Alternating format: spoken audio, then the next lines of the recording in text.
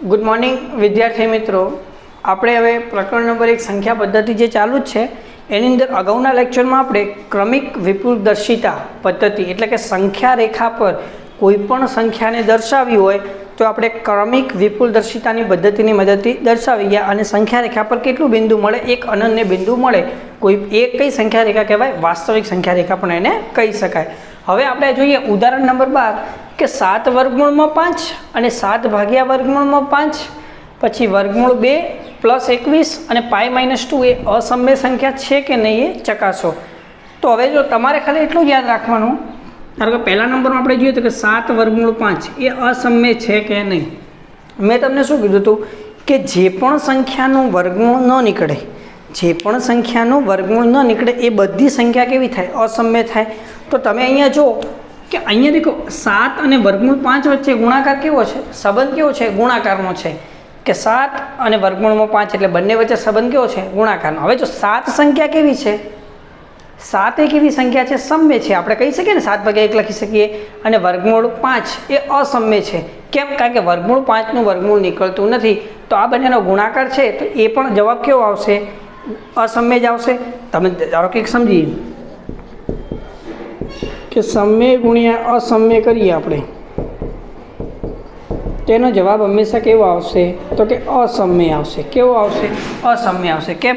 ધારો કે કોઈક સંખ્યા અહીંયા 2/3 હોઈ શકે અને અહીંયા વર્ગમૂળ 3 હોય તો વર્ગમૂળ 3નું તો વર્ગમૂળ નીકળે નહીં. એટલે આની જે દશાંશ અભિવ્યક્તિ હશે એ કેવી થશે? અનંત અનાવૃત થશે અને એના સાથે આ ગુણાકારમાં જશે એટલે આ સંખ્યાનો જવાબ કેવો થઈ જશે? અસમ્ય થઈ જશે. કેવો થઈ જશે?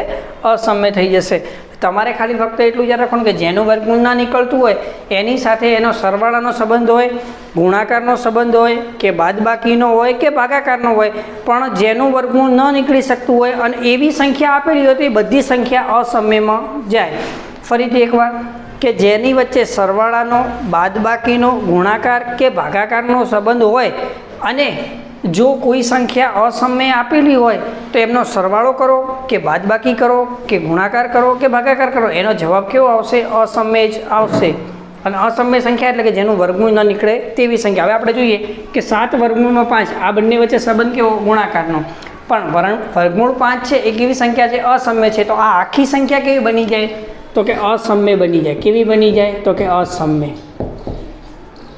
હવે બીજા નંબરમાં જોઈએ કે 7 ભાગ્યા વર્ગમૂળમાં 5. હવે જો મેં તમને નિયમ પહેલાં પણ કીધો કે અહીંયા 7 છે પણ અહીંયા ભાગાકારમાં કેટલા છે? વર્ગમૂળ 5. વર્ગમૂળ 5નું વર્ગમૂળ આપણે કાઢીએ તો નીકળે તો ખરી, પણ એ કેવું નીકળે? એનું અનંત અનાવૃત દશાંશ અભિવ્યક્તિ નીકળે વર્ગમૂળ 5. એટલે કે જે સંખ્યાનું વર્ગમૂળ ના નીકળે એને આપણે અસમ્ય સંખ્યા કહીએ. તો અહીંયા ભાગાકારમાં વર્ગમૂળ 5 છે, વર્ગમૂળ 5નું વર્ગમૂળ નીકળતું નથી, પણ જો એની કિંમત શોધીએ તો એ અનંત અનાવૃત મળશે. એના કારણે આ સંખ્યા પણ કેવી થશે? તો કે અસમ્ય. કેવી થશે? અસમ્ય. ત્રીજા નંબરનો વર્ગમૂળ 2 + 21.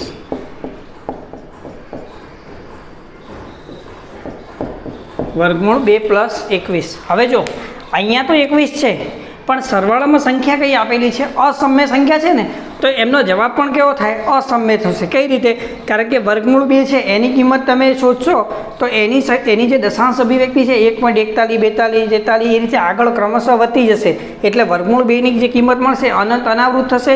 અને વર્ગમૂળ 2 કેવી સંખ્યા છે? અસમ્ય સંખ્યા છે. એટલે અસમ્ય સંખ્યા સાથેનો સરવાળો હંમેશા જવાબ કેવો આવે? અસમ્ય જ આવે. કેવો જવાબ આવે? અસમ્ય જ આવે. મેં તમને કીધું કે અસમ્ય સંખ્યા સાથેનો સરવાળો કરો, બાદબાકી કરો, ભાગાકાર કરો કે ગુણાકાર કરો તો જવાબ કેવો આવશે? અસમ્ય જ આવશે. હવે જોઈએ 5. 5મા નંબર, ચોથા નંબરમાં શું છે કે π-2. π-2. હવે એનો જવાબ શું થાય? જો તમને અહીંથી ખબર પડે પાય કેવી સંખ્યા છે? અસમ્ય સંખ્યા છે. હવે અસમ્ય સંખ્યામાંથી 2 બાદ કરશો તો જવાબ બી કેવો આવશે? અસમ્ય આવશે.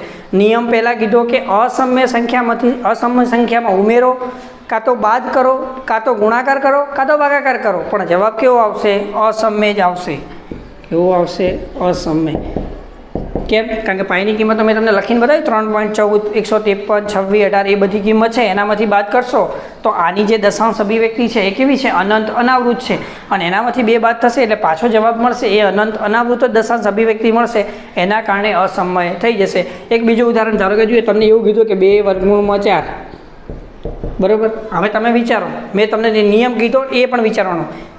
બે તો કમ્પ્લીટ સંખ્યા છે. ચલો, વર્ગમૂળ 4નું વર્ગમૂળ નીકળે છે? હા, નીકળે છે. તો કેટલું આવે? 2 આવે. તો 2 × 2 4. તો આને સામે સંખ્યા કહી શકીએ. પણ મેં નિયમ શું કીધું કે જેનું વર્ગમૂળ ના નીકળે ને એ સંખ્યા આપેલી હોય અને એના સાથે જો સરવાળા, ગુણાકાર, બાદબાકી કે ભાગાકારનો સંબંધ હોય તો એ જ અસમય સંખ્યા બનશે, બાકી બનશે નહીં. હવે ધારો કે તમને એવું કીધું 2 વર્ગમૂળની અંદર 9, તો 2 તો એમને વર્ગમૂળ 9નું તો વર્ગમૂળ નીકળે છે. કેટલું છે? 3. તો 3 દૂ 6. તો આ સંખ્યા કેવી થઈ જાય? સમય.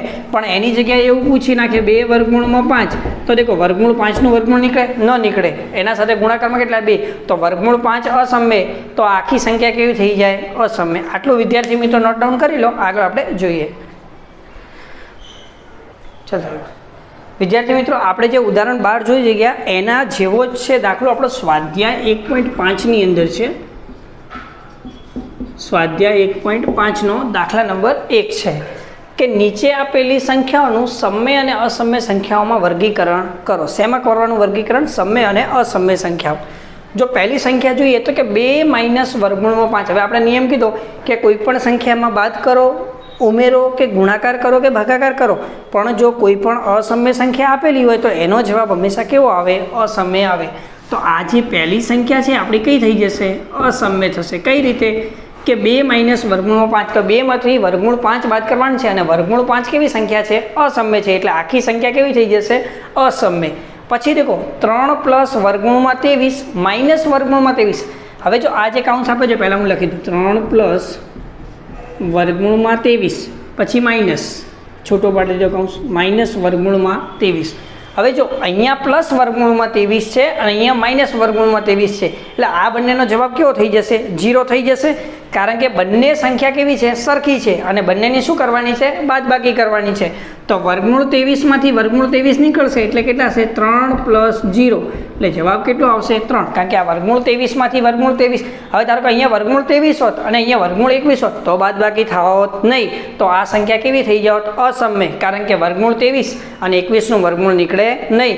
પરંતુ અહીંયા વર્ગમૂળ 23 છે, અહીંયા વર્ગમૂળ 23 છે. બે સંખ્યા કેવી છે? વર્ગમૂળની અંદર સરખી છે.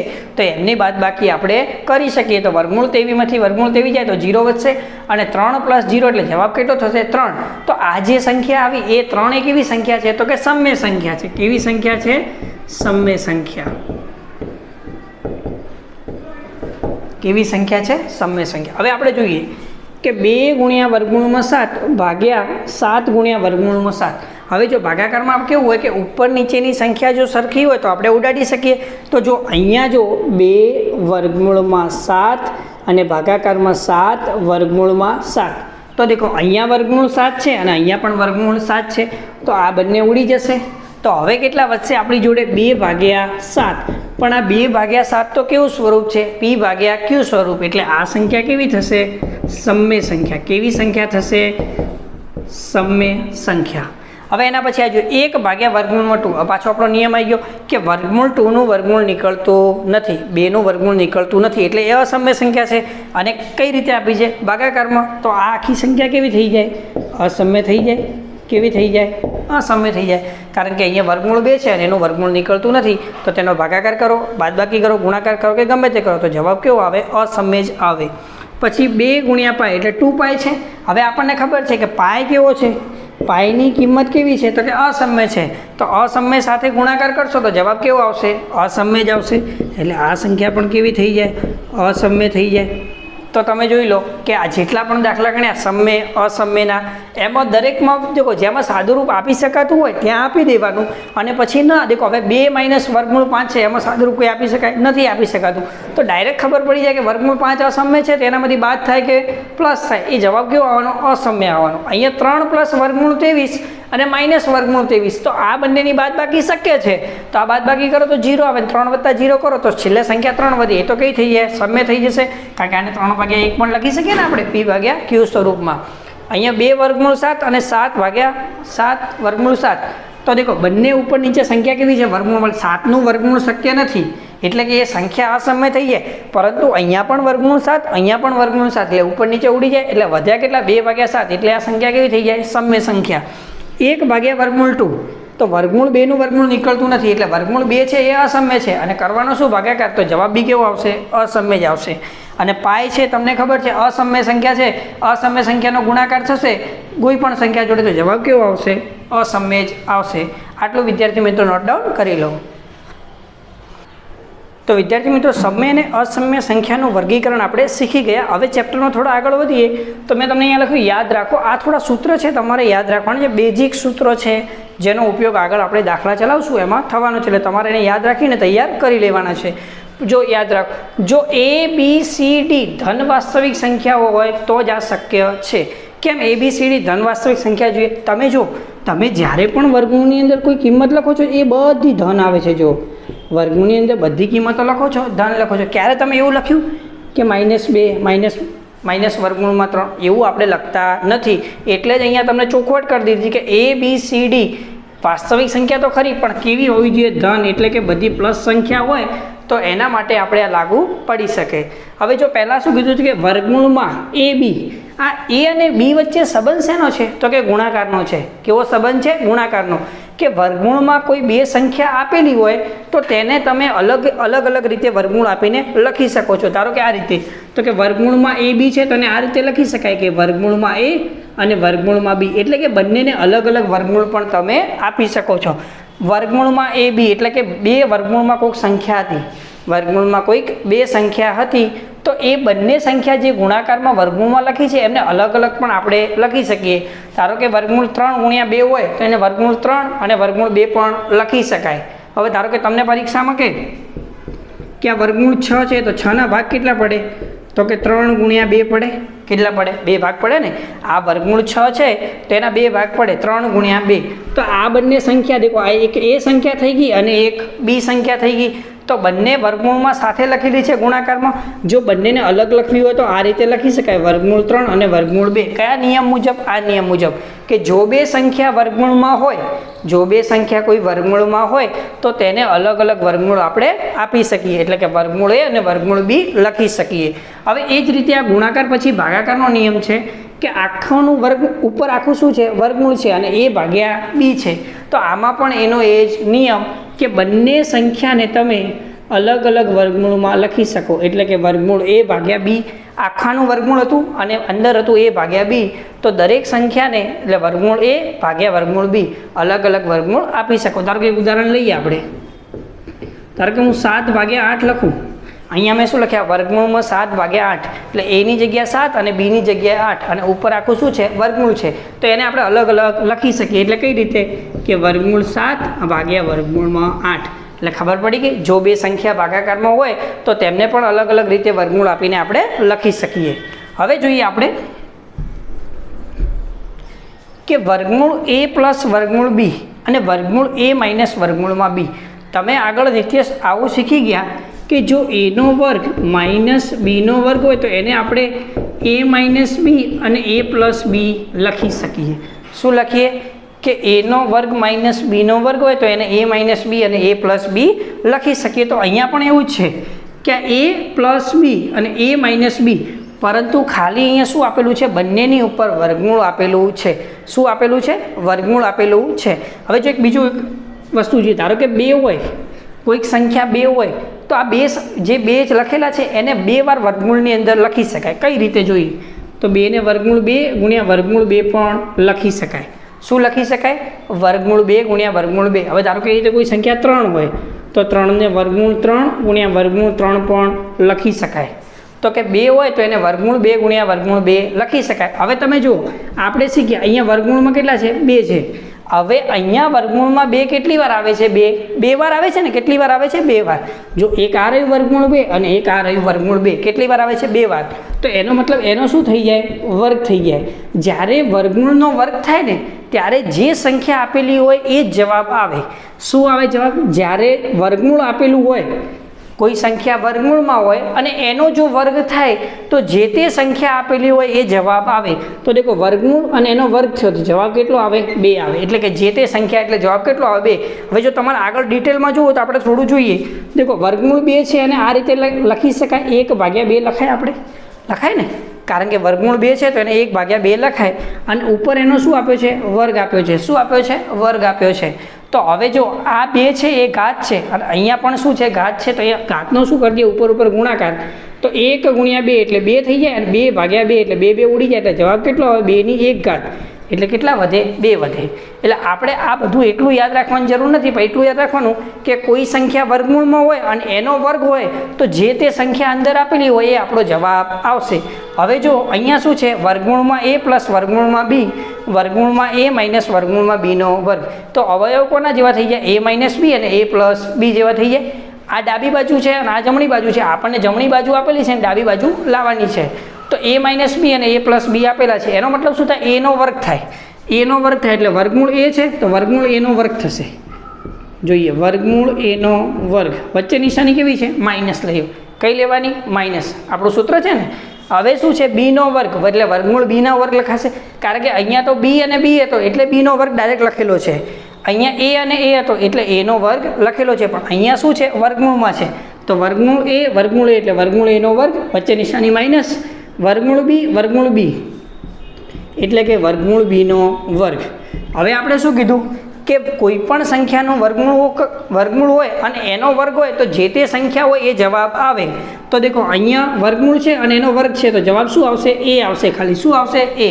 વચ્ચે નિશાની શું છે માઇનસ. વર્ગમૂળ b નો વર્ગ કરશો તો જવાબ શું આવશે b આવશે. અહીંયા આપણે શીખી ગયા કે કોઈ પણ સંખ્યાનું વર્ગમૂળ હોય અને એનો વર્ગ કરો તો જે તે સંખ્યા હોય જવાબ આવે. અહીંયા a છે તો a આવ્યો અને અહીંયા b છે તો b આવ્યો. અને આ નિત્ય આ સૂત્ર જ છે a નો વર્ગ માઇનસ b નો વર્ગ બરાબર a minus b a plus b.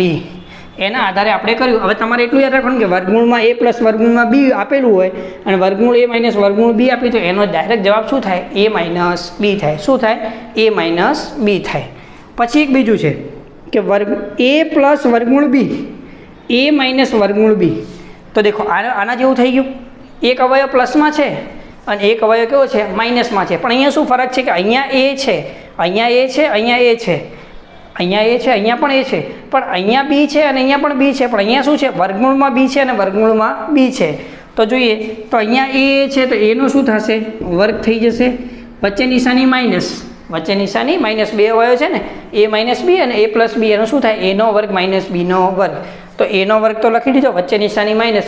હવે b ના વર્ગની જગ્યાએ શું લખાશે વર્ગમૂળ b નો વર્ગ. શું લખાશે વર્ગમૂળ b નો વર્ગ બરાબર a નો વર્ગ. હવે જોઈએ આ તો a નો વર્ગ લખી દીધો વચ્ચે નિશાની કેવી છે માઇનસ.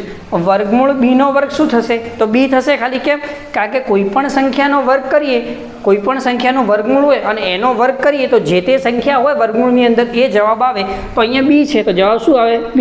જો તમારે આવું આપેલું હોય તો તમે ડાયરેક્ટ આ રીતે લખી શકો કે a પ્લસ વર્ગમૂળમાં b હોય અને a માઇનસ વર્ગમૂળમાં b હોય તો a નો વર્ગ માઇનસ b. શું લખાય a નો વર્ગ માઇનસ b. પછી એક બીજું છે કે વર્ગમૂળ a વત્તા વર્ગમૂળમાં b અને વર્ગમૂળ c વત્તા વર્ગમૂળમાં d. હવે જો આમાં કેવું છે કે અહીંયા a પ્લસ b આપ્યું છે વર્ગમૂળમાં અને અહીંયા c પ્લસ d આપેલું છે. તો આમાં તમારે ગુણાકાર કરવો પડે. જો ગુણાકાર કઈ રીતે તો કે પહેલાં આના સાથે ગુણાકાર પહેલો આના સાથે ગુણાકાર. જે બીજો કૌંસ બાજુમાં આપેલો છે એના સાથે પહેલા પદ સાથે ગુણાકાર તો કરીએ તો વર્ગમૂળમાં a અને વર્ગમૂળમાં c. તો આના મુજબ વર્ગમૂળમાં ac લખી શકાય ને કારણ કે જો વર્ગમૂળમાં a છે અને વર્ગમૂળમાં c છે એટલે ધારો કે વર્ગમૂળમાં a અહીંયા હોય અને વર્ગમૂળમાં c અહીંયા હોય તો એને બંને ભેગું પણ લખી શકાય. તો વર્ગમૂળમાં a ગુણ્યા c એટલે વર્ગમૂળમાં ac. પછી નિશાની કેવી આવે છે પ્લસ આવે છે. કેવી આવે છે પ્લસ આવે છે. પછી આની આ સંખ્યાનો ગુણાકાર કોની સાથે કરવાનો આની સાથે કરવાનો. કોની સાથે કરવાનો આની સાથે. તો વર્ગમૂળમાં a અને વર્ગમૂળમાં d. વર્ગમૂળમાં a ગુણ્યા d વર્ગમૂળમાં a ગુણ્યા d એટલે વર્ગમૂળ ad લખી શકાય. પહેલાં આ વર્ગમૂળ a નો ગુણાકાર c સાથે કરો એટલે વર્ગમૂળ ac. પછી નિશાની કેવી છે પ્લસ છે તો વર્ગમૂળ ad. હવે જો હવે આની વાત કરીએ. હવે બીની વાત કરીએ તો બીના આગળ નિશાની કેવી છે તો કે પ્લસ છે. કેવી છે પ્લસ છે. તો આ બીનો ગુણાકાર કોના સાથે થશે c સાથે. તો વર્ગમૂળમાં bc થશે વર્ગમૂળમાં bc થશે પ્લસ. પછી આ નિશાની કેવી આવે છે અહીંયા પ્લસ આવે છે એટલે પ્લસ. પછી આ બીનો ગુણાકાર પાછો કોના સાથે થશે d થશે. તો એને શું લખાશે વર્ગમૂળમાં બી ગુણ્યા ડી લખાશે. શું લખાશે? વર્ગમૂળમાં બી ગુણ્યા ડી. તમારે એટલું યાદ રાખવાનું કે આ જે અહીંયા પહેલી સંખ્યા છે અને એના પછી જે કાઉન્સ છે એમાં બંને સંખ્યા છે એના સાથે વારાફરતી ગુણાકાર થશે. પહેલાં આ વર્ગમૂળ એનો ગુણાકાર સી સાથે થશે. જો એ નિશાની પણ બતાવી જાય અહીંયાથી. વર્ગમૂળ એનો ગુણાકાર કોની સાથે થયો? સી સાથે. તો વર્ગમૂળ એ સી, અહીંયા નિશાની કેવી છે? પ્લસ. પછી આ વર્ગમૂળ એનો ગુણાકાર ડી સાથે થયો તો વર્ગમૂળ એ ડી. પછી અહીંયા વચ્ચે નિશાની કેવી છે? પ્લસ છે. પછી વર્ગમૂળ બીનો ગુણાકાર દેખો, પાછી બીજી સંખ્યા છે તો આના બે જે સંખ્યા આપેલી છે બીજા કૌંસમાં એના સાથે સંબંધ છે તો વર્ગમૂળ બીનો ગુણાકાર સી સાથે એટલે વર્ગમૂળ બીસી, અને પછી આ વર્ગમૂળ બીનો ગુણાકાર પાછો ડી સાથે એટલે વર્ગમૂળમાં બીડી. સમજી ગયા? આ ખાસ યાદ રાખજો, આના ઉપરથી દાખલા વધારે પૂછાય છે પરીક્ષાની અંદર, એટલે આ તમારે ખાસ યાદ રાખવાનું છે. એના પછી છે કે વર્ગમૂળમાં એ પ્લસ અને પછી નીચે છે માઇનસ, એટલે બે સૂત્રો ભેગા લખ્યા છે. વર્ગમૂળ બીનો વર્ગ. તો તમે દેખો અભ્યાસ કરી ગયા કે એ વત્તા બીનો વર્ગ હોય. શું હોય? એ વત્તા બીનો આખાનો વર્ગ હોય તો એને શું લખાય કે એનો પહેલા પદનો વર્ગ, મધ્યમ પદ 2ab અને અંતિમ પદનો વર્ગ. એટલે કે પહેલા પદનો વર્ગ કરવાનો અને છેલ્લા પદનો વર્ગ કરવાનો અને વચ્ચે શું લખવાનું? 2ab. એટલે કે વચ્ચેનું પદ કેવું લખાય? મધ્યમ પદ બે વાર લખાય અને જે પણ સંખ્યા આપેલી હોય એ બંને સંખ્યા શું લખાય? ગુણાકારમાં. એટલે એ વત્તા બીનો વર્ગ હોય તો એનું સૂત્ર શું છે કે એનો વર્ગ પ્લસ 2ab પ્લસ બીનો વર્ગ. એ વત્તા બીનો વર્ગનું સૂત્ર શું છે કે એનો વર્ગ પ્લસ 2ab પ્લસ બીનો વર્ગ. તો અહીંયા એવું જ છે, પણ અહીંયા શું આપેલું છે તમને? વર્ગમૂળ આપેલું એ આપેલું છે અને વર્ગમૂળ બી આપેલું છે. બીજી વસ્તુ, હવે આનું આ સૂત્ર આપણે માઇનસમાં લખવું હોય તો અહીંયા હું માઇનસ કરી દઉં તો તમારી ખાલી નિશાની એક જ જગ્યાએ બદલાય. ખાલી ક્યાં બદલાય? મધ્યમ પદની અંદર. જો એનું આ બીજું લખું હું એ માઇનસ બીનો વર્ગ તો શું લખાય? એનો વર્ગ માઇનસ 2ab પ્લસ બીનો વર્ગ. દેખો આ બંને સૂત્રની અંદર ફરક ક્યાં પડ્યો? અહીંયા નિશાની પ્લસ હતી, અહીંયા નિશાની કેવી હતી? માઇનસ. તો બદલાય શું છે? ખાલી મધ્યમ પદની નિશાની અહીંયા પ્લસ આવે છે અને મધ્યમ પદમાં અહીંયા કેવું આવે છે? માઇનસ આવે છે. તો પહેલાં લખીએ આ સૂત્ર મુજબ એ વત્તા બીનો વર્ગ હોય તો શું લખાય? એનો વર્ગ. અહીંયા શું છે? વર્ગમૂળ એ છે તો લખવાનું વર્ગમૂળ એનો વર્ગ. પછી અહીંયા પ્લસ અને માઇનસ બંને નિશાનીનું ભેગું સૂત્ર બનાવવાનું છે તો પ્લસ અને માઇનસ. જો પ્લસ હશે તો પ્લસ આવશે મધ્યમ પદ અને માઇનસ હશે તો માઇનસ આવશે. તો લખી શું શકાય આપણે? 2 વર્ગમૂળમાં એ બી. કેમ? કારણ કે અહીંયા જે કિંમત આપેલી હતી એ અને બી ડાયરેક્ટ હતી. અહીંયા શું છે? વર્ગમૂળમાં એ અને વર્ગમૂળમાં બી, એટલે અહીંયા શું લખાશે? વર્ગમૂળમાં એ અને વર્ગમૂળમાં બી પ્લસ છેલ્લા પદનો વર્ગ એટલે કે વર્ગમૂળ બીનો વર્ગ. વર્ગમૂળ બીનો વર્ગ એટલે કે વર્ગમૂળ એનો વર્ગ, પહેલા પદનો વર્ગ એટલે વર્ગમૂળ એનો વર્ગ. અહીંયા પ્લસ માઇનસ બંનેમાં સૂત્ર બનાવવાના છે એટલે મધ્યમ પદ પ્લસ અને માઇનસ લઈ લીધું. પછી કેટલા લખવાના? 2 લખવાના. તો દેખો 2 લખી દીધા. પછી બે સંખ્યાનો ગુણાકાર, તો અહીંયા એ અને બી હતો તો એ અને બીનો ડાયરેક્ટ ગુણાકાર લખી દીધો. પરંતુ અહીંયા વર્ગમૂળ એ અને વર્ગમૂળ બી છે તો બંનેને ભેગા લખી દીધા, વર્ગમૂળ એ બી અને વર્ગમૂળ બીનો વર્ગ. હવે તમને ખબર છે કે કોઈ પણ સંખ્યાનું વર્ગમૂળ હોય અને એનો વર્ગ હોય તો જવાબ શું આવે? જે તે સંખ્યા.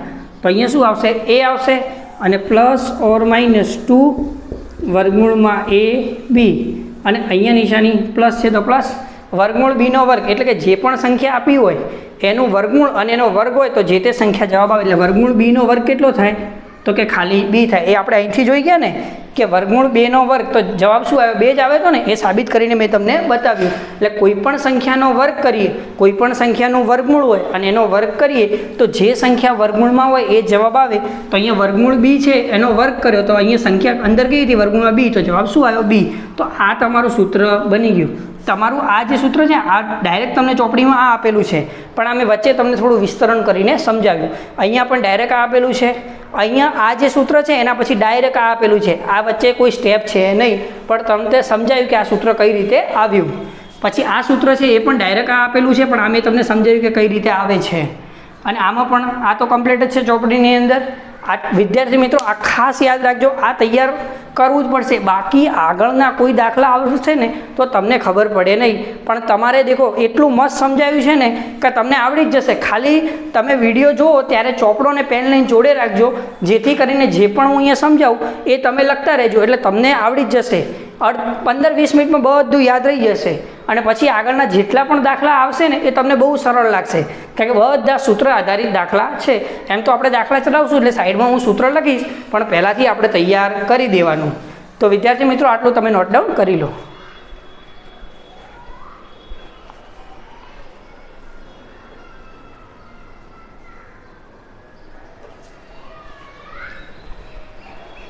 તો તમે આટલું નોટ ડાઉન કરી લો. હવે આપણે નવા વિડીયો લેક્ચરમાં આપણે આના દાખલા વિશે અભ્યાસ કરશું. થેન્ક યુ વિદ્યાર્થી મિત્રો. અને ખાસ આ યાદ રાખવાનું જ છે અને સારી રીતે લખીને યાદ કરશો એટલે જલ્દી યાદ રહી જશે. અને બધું સમજાવ્યું છે ચોપડીમાં. ડાયરેક્ટ આ જે સ્ટેપ છે ને અહીંયાથી ડાયરેક્ટ આપેલું છે ને આપણે વચ્ચે મેં તમને બતાવ્યું કે કઈ રીતે આવ્યું એટલે તમે સમજી લેજો. ચલો મળીએ નવા લેક્ચર સાથે. થેન્ક યુ વિદ્યાર્થી મિત્રો.